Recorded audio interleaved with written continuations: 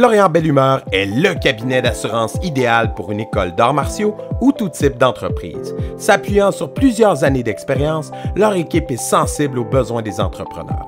Ils vous offriront des produits qui répondent vraiment à vos besoins en assurance de dommages et un service à la clientèle qui vous permettra d'avoir la tête tranquille pour vous consacrer à votre passion.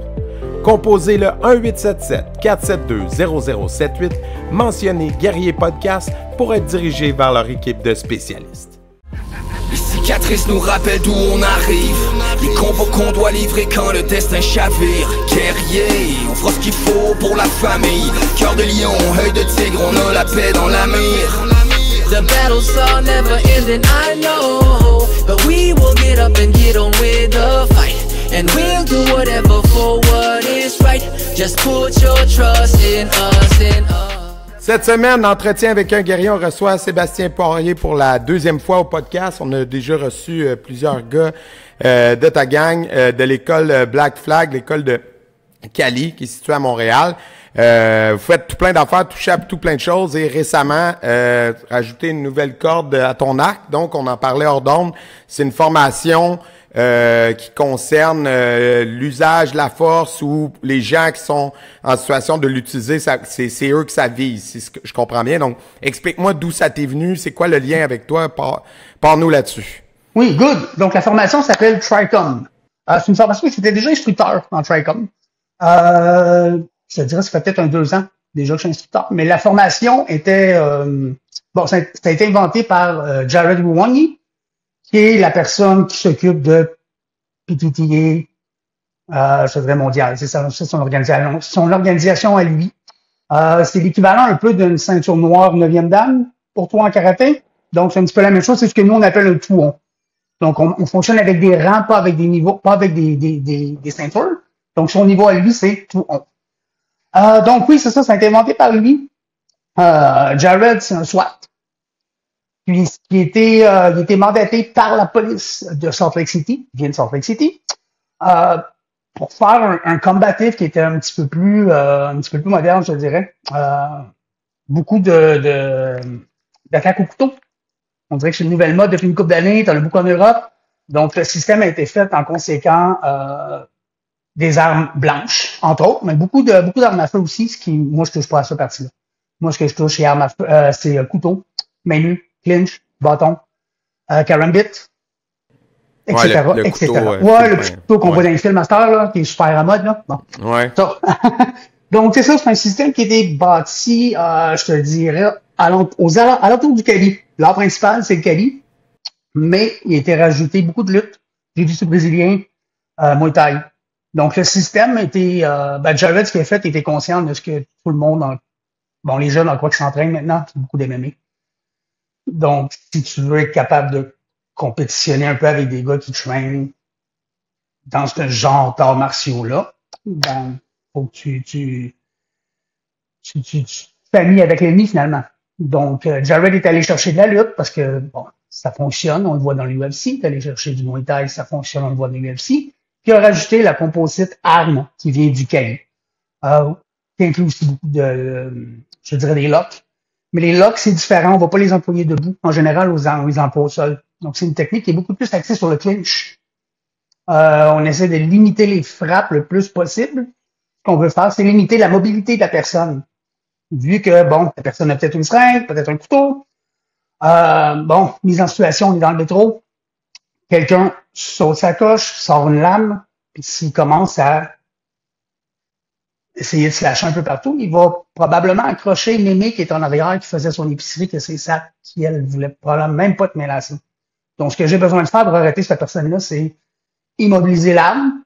C'est son bras, finalement. J'immobilise le bras, c'est le bras qui tient l'arme. On la met au sol. Donc, je cancelle sa mobilité arme, sa mobilité corporelle complète. Puis là, on procède à arrestation ou en général, on appelle prone position. On amène la personne au sol. Puis là, ça va être menottage ou juste quelqu'un qui garde. Peux-tu appeler la police? Oui. La personne appeler les forces de l'ordre. J'ai pas nécessairement des menottes, là. C'est ça, non. Puis là, ça m'intéresse. Fait que dis-moi, dans le fond, ça vise qui, ça, au Québec, cette formation-là? Parce que Moi, la formation que j'ai suivie, dont on parlait hors d'onde, Oui. dans le fond, c'est une formation, tu sais, qui est reconnue par des associations d'agences de sécurité, qui t'enseigne dans un cursus avec un plan de cours et des normes par palier pour ajuster ton intervention. On appelait ça le GGI. Fait que c'est comme un guide qui ressemble à ce que la police apprend, en fait, qui est circulaire, qui est ce qui est enseigné à Nicolette, mais le GGI... L'Oméga, finalement? C'est par échelle, OK? Mais ça tourne et ça peut revenir.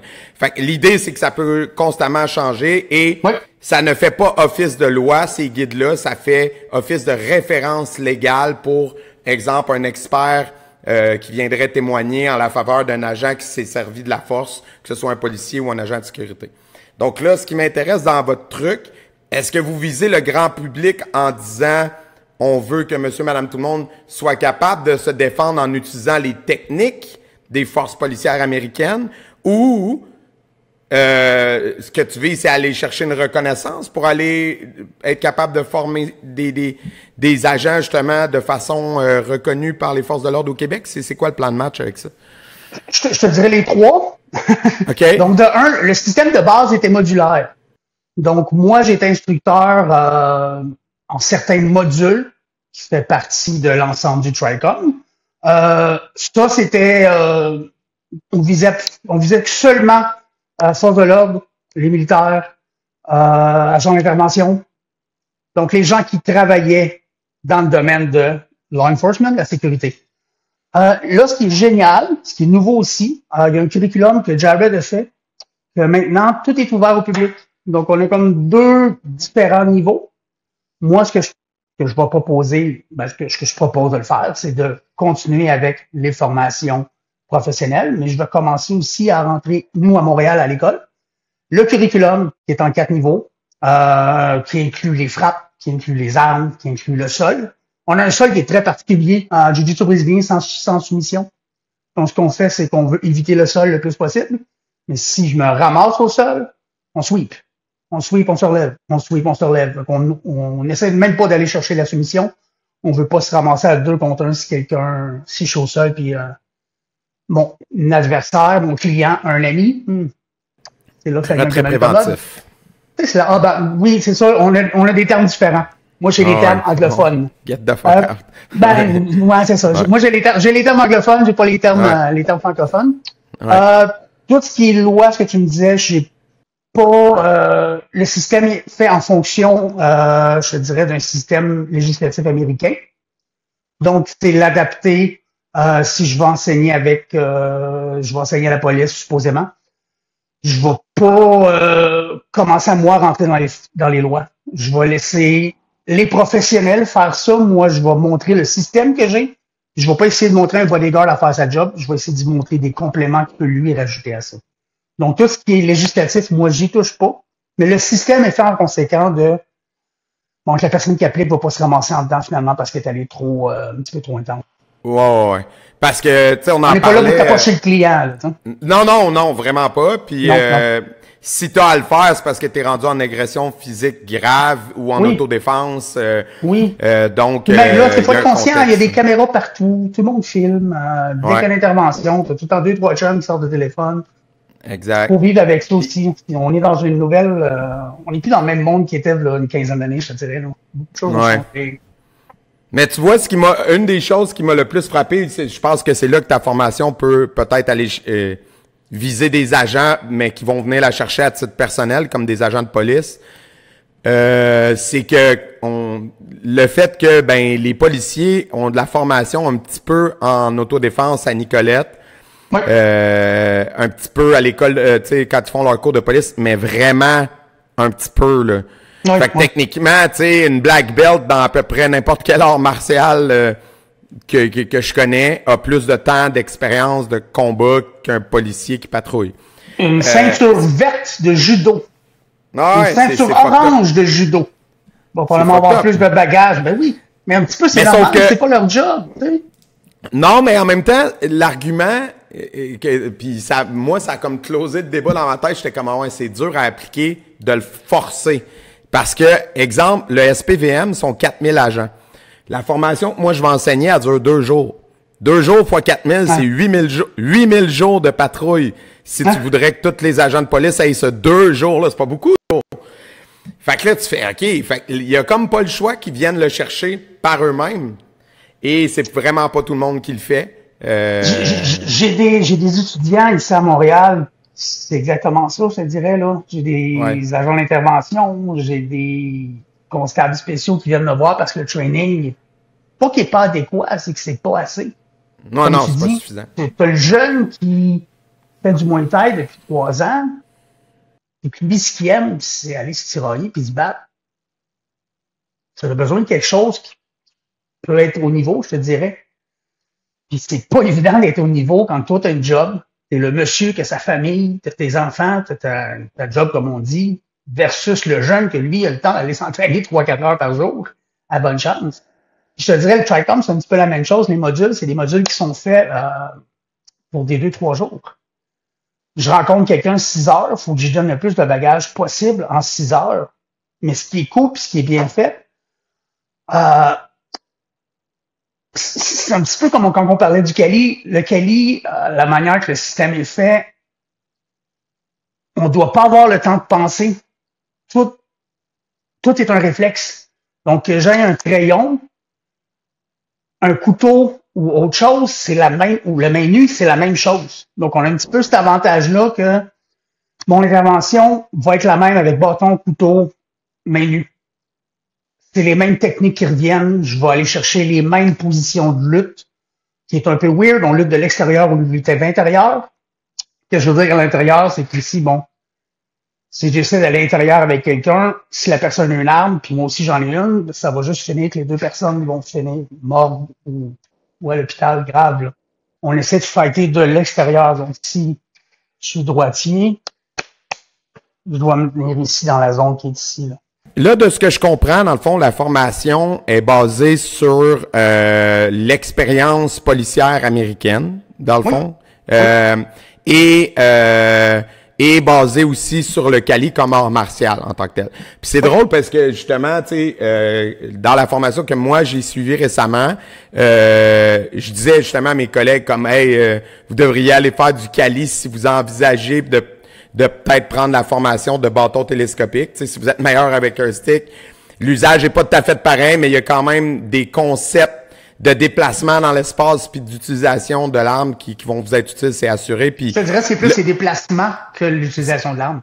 Ouais, c'est ça, la façon de bouger. 2 c'est un 2. Oui, c'est tes ça. cibles, tu vas pas frapper le visage, tu vas aller frapper les jambes. C'est ça, exactement. Frapper les mains, mais pas. C'est la même chose. C'est beaucoup les déplacements qui vont un petit peu changer parce que bon, tu as tout le temps le fusil, tu as tout le temps l'arme. En tant que tel, c'est sûr que de toute façon, le bâton télescopique pour un agent de sécurité, c'est d'abord dissuasif. Là, le moins possible, il va s'en servir. Mais comme les anecdotes qu'on me contait au centre-ville de Montréal, tu sais, c'est des gens qui attaquent avec des aiguilles, avec toutes sortes de patentes. Puis là, c'est ça. C'est pour ça que la réflexion doit commencer à s'entamer dans certains secteurs de l'île. Puis c'est quand même fou de réaliser qu'on est rendu là à Montréal. Tu sais, j'ai vécu à Montréal plusieurs années. Je me promenais dans Rosemont, dans Villeray à 2 heures du matin, sans aucun sentiment de risque quelconque. Puis là, on dirait que l'ambiance est plus la même à Montréal. J'y vis plus. Là, fait que toi, tu peux me confirmer, mais les drogues ont changé. Moi, j'ai travaillé comme intervenant dans le domaine de l'itinérance. OK. Les drogues ont changé. C'est plus les mêmes... totalement autre chose. Avec l'arrivée du fentanyl, de la meth, c'est fou. C'est fou. On est passé de pas de problème, t'étais dans le métro. Hein, jamais j'aurais eu peur de rien dans le métro. Les écouteurs, la musique, tu sais, tu regardes pas, tu t'en écoutes pas. Mais depuis le COVID, depuis l'arrivée du fentanyl, c'est rendu une aventure aller dans le métro. Ah ouais, hein? Ah, c'est rendu quelque chose. Tu sais pas ce qui va t'arriver, tu sais pas sur quoi tu vas retomber. C'est une affaire de fou. Il disait que juste les intervenants dans le métro, les constables spéciaux, je pense que c'était après 3 mois, donc janvier, février, mars, il était déjà rendu une 20aine de personnes qui s'étaient blessées. Wow. En faisant des interventions dans le métro, là. Ça fait que c'est beaucoup d'itinérance, beaucoup de... Oui, c'est rendu quelque chose. On n'est plus dans le même monde. C'est plus le vieux stéréotype du robineux avec sa canette, sa 1.18 en son papier brun. On n'est plus là. C'est fini, c'est plus ça, là.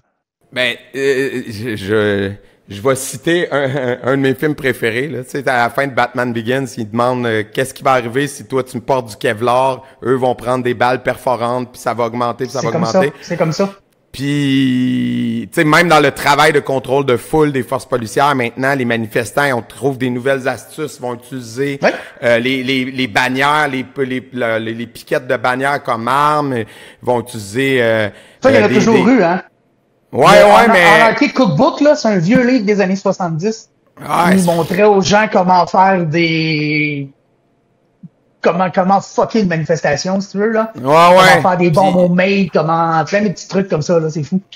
C'est fou. Puis, mais, tu sais, maintenant, avec une imprimante 3D, tu peux t'imprimer une arme à feu, tu peux imprimer plein d'affaires. C'est complètement débile. Fait que le travail des forces de l'ordre doit aller en conséquence de ce qui se passe. Puis les gens qui font pas ce travail-là ont souvent l'impression, parce que le problème, pis ça, je sais pas si dans la formation Tricom, si vous montrez des trucs comme ça, mais moi, une des choses que j'ai trouvé intéressante, c'est la perception sur une situation. Quand tu écoutes une vidéo, là, puis là, il y a une intervention d'agent, là, tu as l'impression qu'ils sont super hardcore sur la personne, mais dans le fond, ils frappent sur des points de pression pour le calmer, pour reprendre le contrôle sur la personne, pour sa propre sécurité, souvent. Puis souvent, quand tu vois ces vidéos-là, il manque le début de l'intervention, ou il te manque la fin, ou il te manque ce qui se passe autour. Puis c'est une des raisons pourquoi ils ont arrêté l'idée d'avoir des bodycams sur les policiers au Québec, parce qu'ils se sont rendus compte que il y a toute la notion de vie privée, de toute la gestion des données, de tout ça, c'est trop compliqué. Mais une autre notion, c'est qu'ils se sont rendus compte que la caméra, elle filme juste ta perspective. Fait que si t'as un clown, un Johnny dans le coin qui est agressif depuis 15 minutes, mais que ta caméra, toi, t'es en intervention ici, elle le filme pas. Fait que lui, quand il décide de charger, puis tu y vas full charge tout de suite, on n'a pas vu le début ou quand ça escaladait. Fait que la perception d'une situation, c'est vraiment, ça change tout sur comment tu vas intervenir, là. Je sais pas si ça, c'est quelque chose que vous abordez, mais c'est vraiment... c'est fou. C'est là que tu te rends compte que leur travail est vraiment pas facile, là, tu sais. On le voit un petit peu moins parce que, comme je te dis, le système essaie d'être plus international. Tu sais, tu as des instructeurs de Tricom qui sont au Brésil. Des instructeurs beaucoup aux États-Unis, Canada aussi. Donc, comme je te disais, le côté législatif, c'est plus à... c'est laissé à chaque place d'aller chercher sa formation. OK, je comprends. C'est comme je te disais, c'est pas moi qui va montrer à un constable spécial comment faire sa job. Moi, je peux y apporter une coupe d'outils, puis lui va décider ce qui est bon pour lui puis ce qui est moins bon. 100%. C'est pas à moi de faire ça, c'est pas à moi de montrer sa job. C'est beaucoup plus fort dans ces situations-là que moi. Il y a vécu tellement plus de situations que moi. Tout ce que je connais un petit peu, c'est... Ouais, c'est ça. Tu sais, nous, on a le bagage martial, puis on est comme... telle technique, truc machin. Mais là, après ça, ils t'expliquent qu'ils sont comme... Ouais, tu sais, je comprends. Elle marche, la technique. Pour toi, garde-la, elle est bonne. Mais la majorité, mettons, des agents de sécurité qui vont être en formation, c'est pas des gens qui ont un bagage martial. Non. Fait qu'on a simplifié des techniques qui sont faciles à retenir et qui sont fonctionnelles dans un contexte réel, testées en botte, dans boîte, pas dans un dojo sur des tatamis, parce que le contexte idéal est toujours plus facile, tu sais. Fait que pour ça, c'est intéressant. Fait que ça, ces formations-là, t'offres ça, quoi, c'est des 2 jours, tu disais? Comment ça marche? Quelqu'un est intéressé par ça? C'est des 2 jours, on me contacte, 2 jours, je me pointe, ou, comme je te dis, c'est les gens qui viennent, monsieur, madame, tout le monde, qui décide d'apprendre, qui va apprendre à se défendre un peu. Puis je dis défendre, mais c'est pas vraiment ça. Du combatif, pour moi, c'est pas de l'autodéfense. Je fais la différence entre les deux. Autodéfense, s'il m'arrive de quoi, faut que je me sauve. Je suis quelqu'un qui fait du jogging. Puis, quelqu'un qui essaie de m'agresser parce que je jogue sur le Mont-Royal, puis bon. Quelqu'un m'embûche. L'autodéfense, c'est que je vais faire une ou 2 séquences pour pouvoir me sauver puis appeler la police. Combatif, pour moi, c'est... je fais le jogging, je vois madame qui se fait agresser par quelqu'un, ou monsieur qui se fait agresser. Ben, moi, je vais décider de m'en mêler. Moi, je vais faire, OK, c'est beau, j'y vais, je vais aller aider cette personne-là. On est dans le métro, quelqu'un est en crise, sort une arme, on est dans le métro, c'est fermé, là. Les portes sont fermées, le métro roule. Ça donne rien de se sauver. Ouais. Donc, pour moi, le combative est plus c'est pas chercher la confrontation. Des fois, on n'a pas le choix. Ça prend, ce que je dis aux gars ici, t'as des victimes, t'as des prédateurs, t'as des bergers. C'est quelqu'un qui fait du combatif, qui fait du tricom, sa job, c'est un petit peu d'être le berger. Il y a du monde qui peuvent moins apprendre à se défendre. Puis le prédateur, ben, c'est le prédateur. Ouais, protéger le troupeau. Moi, Ouais, je comprends le c'est un thinking. petit peu ça, Mais, c'est un petit peu ça. mais de toute façon, tu sais, en autodéfense, même dans un contexte légal, t'as le droit de frapper le premier si dans ta perception, ta vie est en Toi, t'es danger. en danger. Oui. L'autre a un avantage tactique quelconque, sa grosseur, sa force physique. Tu sais, je donne tout le temps l'exemple je prends tout le temps ma plus petite élève qui pèse 80 livres, toute mouillée, mettons, adolescente, ou adulte même, qui est tout petite, une femme tout petite. Puis je dis, toi, si t'es un gars de 300 livres de muscle qui arrive, t'es pas obligé d'attendre de manger la première claque, là, pour réagir puis être dans ton droit. Parce que ta perception, et c'est ça qui va compter, c'est que ta vie était en danger, tu sais. Si après t'es capable de prouver que ta perception était appuyée sur des faits, ben t'es backé, tu sais. Fait que c'est ça. Fait que dans cet esprit-là, ton système fonctionne aussi, tu sais, dans le sens, j'ai besoin de me protéger, j'ai eu ta formation, je vais avoir des outils, là, tu sais. OK. Fait que vous faites quoi pendant ces 2 jours-là? Ça touche à quoi? Comme je te dis, ça dépend de ce que l'organisme demande. Tu vas Si l'adapter, je m'en OK? vais donner un cours, ben, j'ai même pas besoin de l'adapter, c'est déjà fait, je te dirais, là. OK. Je m'en vais voir je reviens encore à l'itinérance parce que j'ai travaillé là-dedans. Un refuge, ça brasse un petit peu plus que ça brassait à faire d'un refuge. Bon, ben, si les intervenants ont besoin de techniques pour s'adapter un petit peu plus, ben, j'ai un modèle qui s'appelle Index Causal Model, qui apprend comment faire des clés, comment contrôler, comment clincher une personne. Je vais aller montrer ça. Je vais pas montrer du bâton télescopique à un intervenant, ça donne absolument rien. Même chose dans un hôpital, ça brasse un peu plus dans les hôpitaux. Une infirmière, j'ai une formation à donner pour une infirmière, mais je vais lui montrer un petit peu le clinch. Je vais pas montrer comment se défendre au couteau, ça sert à rien. Dans un refuge, par exemple, oui, peut-être plus montrer comment se défendre au couteau. Pour des gardiens Quand tu parles de clinch, c'est quoi? Excuse, le mot m'échappe, c'est quoi? C'est du clinch, main nue? Lutter. OK, Donc, contrôle de la personne debout. Donc, jiu-jitsu brésilien, c'est contrôle de la personne à l'horizontale. Clinch, contrôle la personne à la verticale. Donc, je veux couper la mobilité de, comme je te disais, l'arme. Ça peut être les mains aussi, là. Donc, je vais servir de la lutte à ce moment-là pour ramener la personne au sol. Puis une fois que mobilité de l'arme, mobilité de la personne est coupée, là, je peux commencer à...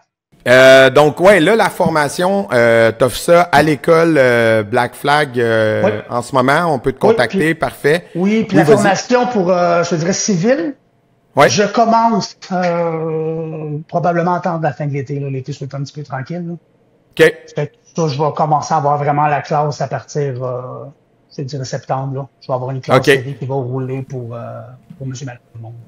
Ah, super. Puis, vous avez beaucoup de choses qui se passent à l'école. J'ai vu aussi que vous avez un séminaire de Silat qui s'en vient. Ça, comment ça s'est fait, la connexion? Peux-tu parler pour les gens qui nous écoutent, qui connaissent pas ce style-là? C'est quoi un peu ce style-là, le Silat? Sean Jorger, c'est un ami à moi, qui est un Dark Brother aussi, qui est à Toronto. Lui, sa spécialité, c'est de un Silat. Il a travaillé beaucoup avec Maul Morney, qui est un Silat qui vient de Brunei. Le Silat, qu'est-ce que le Silat? Ça fait partie des arts martiaux sud-ouest asiatiques. Donc, je dirais Indonésie, Malaisie, un peu Philippines aussi. Donc, tout un petit peu ce coin-là. Quelqu'un qui a déjà vu du vieux Muay Thai, du Muay Boran, ça ressemble un petit peu à ça. Un peu à du Kung Fu, je dirais. Un mélange de C'est ce Kung qu'on Fu, appelle Muay Thai. le Peng Chat Silat, là, c'est ça? Exactement. T'as dit plein de sortes. C'est comme le karaté. T'as plein de sortes Ouais. de silat, t'as plein de sortes de karaté. Ok. Donc, lui va venir passer une journée pour le silat, une journée de Kali aussi qu'il va donner, mais un style différent de ce que je donne. Lui, ce qu'il va donner, c'est du Illustrissimo, qui est un Kali, je te dirais. Moi, j'enseigne le Pikiti Tertia, qui est beaucoup plus combatif tribal, je te dirais. Donc, les gens dans le village qui ont pris ça pour se défendre. En 1897, si je me trompe pas. Le Illustrissimo, ça a été fait plus dans les villes. Donc, le footwork est différent. La manière de bouger est différente. Pour moi, c'est super important, ces contextes-là. De où l'art est né, ça change tout. Donc, Cebu, lui, c'est un monsieur Frissimo Tatan, il travaillait sur les ports. C'était un dockman. Donc, son style, beaucoup plus de distance que le mien, qui est, donc le Pikiti, qui est dans la jungle, où il y a plein d'arbres, où tu peux pas bouger. Donc ça, les Frissimo, c'est beaucoup basé sur les styles européens, je te dirais. Le Cali, les Philippines ont été envahies par l'Espagne. Donc, ils ont amené leur technologie. Quand je dis technologie, c'est pas nécessairement des fusils, c'est différentes manières de combattre, différents aciers. Donc, quand les Espagnols ont gagné, les Philippinos sont pas fous. Ils sont allés voler ce qui fonctionnait peut-être pour eux. Donc, l'Illustrissimo, c'est ça. Ça a été beaucoup basé sur les styles espagnols-italiens. Ce qui touche pas vraiment à moi. Fait que, normalement, ça devrait, ce qu'on essaie d'aller chercher comme crowd, c'est un crowd d'arts martiaux, mais aussi un crowd de emo aussi, où ils pourraient peut-être retrouver un petit peu leur nanane, ce qu'ils aiment eux autres faire, là, je dirais. Les styles, ça ressemble énormément. OK. Puis ça a lieu où et quand, si on veut plugger ça va être au l'événement? marché Bon Secours, où je donne mes cours normalement. Ça va être le 9 et 10 août. Donc, un petit peu après les vacances de construction. La première journée, le samedi, va être la journée du Silat. Le dimanche va être la journée Cali. Donc, on n'est pas obligé de faire les deux. Ça peut être, on peut juste décider de prendre les 2 journées, là. OK. Puis là, vous continuez à opérer donc au marché Bon Secours, puis l'école continue. Chose. Même chose. Je te dirais, ça va bien. On grossit tranquillement pas vite. On est encore beaucoup cachés. C'est dur de nous trouver. Les gens ont beaucoup de troubles avec ça. Mais bon, on travaille là-dessus. J'ai un nouveau site aussi. On donne un petit peu plus d'informations sur le site. Je sais qu'on est dur à trouver. Mais bon, si les gens sont un peu plus patients, il y a moyen de nous trouver et de s'entraîner avec nous. Ben, on va mettre le lien en description, mais là, vous offrez donc le Cali, vous offrez ta formation Tricom dont on a parlé. Il y a aussi, j'avais reçu, Mine, puis j'avais reçu aussi un autre de tes collègues, c'était Sam. Samuel. Fait que lui, c'était, rappelle-moi le style à Sam déjà, le nom. Oui, Stan fait du Krabi Krabong, qui est la version. C'est ça. Oui, c'est la version armée du Muay Thai. Ouais. Donc, le Muay Thai de base était le Muay Boran, qui s'est transformé en un art je te dirais, de ring, qui devient le Muay Thai. Donc, ils ont enlevé toutes les techniques qui étaient un petit peu trop létales, ils ont rajouté des gants, puis ils ont fait un sport avec ça. Ce qui arrive souvent, finalement. Là. Toi, tu fais du karaté sportif, c'est un petit peu la même chose. C'est un karaté de base qui a été modifié pour faire les compétitions. Fait que c'est un petit peu la même chose avec ça. Lui, c'est la version armée. Donc, ce que les soldats se servaient en 1600 machin truc, avec les gros éléphants, les lances, puis les armes. C'est exact. C'est ce que ça me fait. Il y a Mine qui continue à donner ses cours de DBMA, de Martial Art. Donc, si on continue avec ça, ça va bien. Moi, j'ai rajouté un cours, le PKT, c'est très complexe, c'est très gros comme système. T'as 2 bases, t'as une fondation qui s'appelle le Dos Metodos, qui veut dire 12 méthodes. Donc, j'ai commencé à donner un cours de Dos Metodos aussi. Moi, j'ai été formé par Philippe Gélina, qui est la sommité en old school, en Dos Metodos. Donc, j'ai décidé de commencer à donner un cours 1 fois par semaine de Dos Metodos. Puis, je continue avec le Tri-V, continue à donner des cours en ligne pour PTT University, PTTA. C'est une organisation, c'est un beau réseau, c'est un réseau qui est mondial, je te dirais. Puis, je donne des cours en ligne pour eux 1 mois sur 2, je te dirais. OK, fait que là, c'est des cours de Cali en ligne. Là, toi, t'es-tu rendu, tu fais ça à temps plein? Non, je fais pas ça à temps plein, j'ai mon travail, je suis rendu peut-être à 50-50, je te dirais. Là. OK, cool. Parce que là, vous rajoutez des layers constamment, là, il y a tout le temps des nouvelles affaires. On a un problème, c'est qu'on commence à être connu en dehors du Québec, du Canada, mais un petit peu moins ici. Donc, c'est un petit peu ça notre problème. On est connu en Espagne, on est connu en Allemagne, on est connu aux Philippines, mais ici, c'est encore dur. C'est encore complexe. Tu sais, le Cali, c'est pas tout le monde qui connaît ça, puis on comprend ça. On part pratiquement dans un territoire vierge, là, où on essaie de faire connaître un art de base.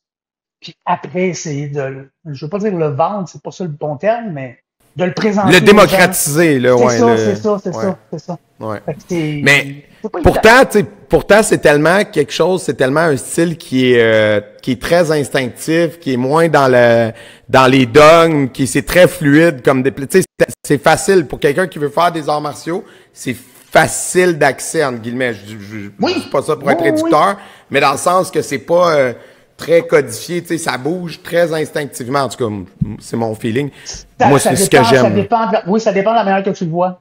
Comme je te dis, le vieux système, très codifié. Tout fonctionne avec des numéros, c'est des séquences, c'est des parades. Tu es obligé de faire la parade à tel moment.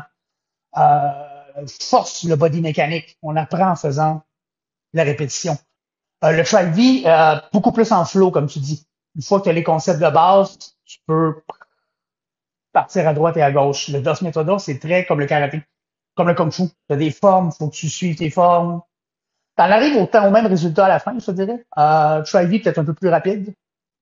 Parce que bon, le Tri-V est inventé pour l'armée de base. On n'a pas le temps d'enseigner à l'armée, comme on parlait tantôt, de passer 6 mois à leur montrer comment donner un coup de couteau. Il faut que ça soit rapide. Donc, le Tri-V, c'est pour ça qu'il a été fondé sur un esprit de flow au lieu d'un esprit de par cœur, je dirais. Donc, on fait les deux. Mais oui, le Tri-V est super facile. C'est facile d'accès.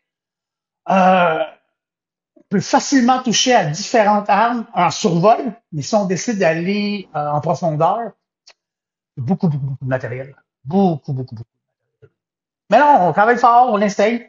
Mon autre travail que j'ai en ce moment, que je fais, parce que plein de choses, on est tout le temps plein de projets, nous autres, j'essaie de partir différents groupes d'études au Québec. Je suis conscient que j'ai une organisation, c'est pas une école, c'est une organisation que je fais, c'est PTTA Québec. Donc, ce que je veux faire, c'est essayer d'implanter des petits groupes d'études dans différentes écoles. Donc, ça, c'est un des projets que je travaille en ce moment, de faire connaître. D'avoir d'autres oui. Tertia à travers le Québec, ouais. C'est ça. Puis, Okay. je suis conscient que c'est en allant voir les gens d'arts martiaux traditionnels, je pense que on pourrait peut-être arriver à faire connaître un peu plus l'art. Ah oui, ben puis en faisant des collaborations avec des dojos existants, étant donné que le Cali, ça rejoint pas, tu iras pas chercher du familial avec ça. Fait que, mettons, tu as un dojo de karaté qui peut partager ses locaux avec une gang de Cali le soir. C'est ce que j'essaie de travailler en ce moment là-dessus, de trouver un petit groupe d'études. Je travaille en ce moment avec un groupe à Québec. Okay. En martiaux au Québec, c'est faire l'hôpital. J'essaie de trouver un petit peu ailleurs aussi tranquillement, peut-être un Sherbrooke, peut-être un Valleyfield. On vérifie, là, on travaille fort là-dessus. Ah, ben super. Écoute, je vais mettre tous les liens en description pour les gens, pour te rejoindre, autant pour les formations que pour l'école. Puis on y est arrivé à force de faire plusieurs segments. On a réussi à passer à faire le podcast au complet. Ça a fait une semaine notre affaire, hein? Non, ouais, c'est ça. Mais écoute, je te remercie beaucoup. Toujours super intéressant. Puis comme je dis, je vais mettre les liens en description. Et je vais te garder pour quelques minutes de plus, mais on va faire un segment à part pour Patreon. Fait que si vous voulez supporter le podcast, ben abonnez-vous patreon.com/guerrier podcast. Il y a des heures de contenu bonus depuis plusieurs saisons. Donc c'est pour les plus mordus. Allez checker ça. Ça coûte pas cher puis ça nous aide à payer les plateformes qui prennent de l'espace sur les iPhones à Seb. Fait que c'est ça. Fait que mais merci beaucoup puis on se voit sur Patreon.